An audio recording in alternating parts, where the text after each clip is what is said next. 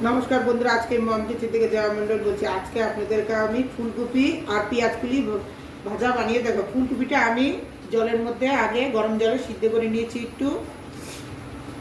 এখন আমি কালো জিরা সম্বাদ দিব, কাঁচা লঙ্কা,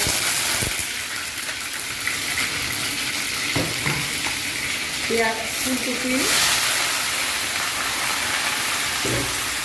পেঁয়াজকলি দিয়ে দেবো।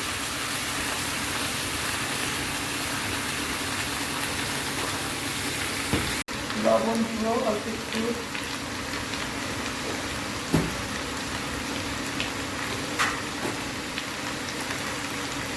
হলুদ দিব অল্প একটু।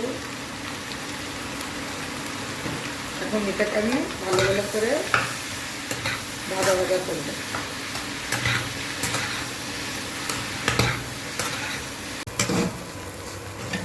হয়ে গেছে ফুলকপি আর পেঁয়াজকলি ভাজা। আমার ভিডিওটা পছন্দ হলে লাইক, শেয়ার, সাবস্ক্রাইব করবেন।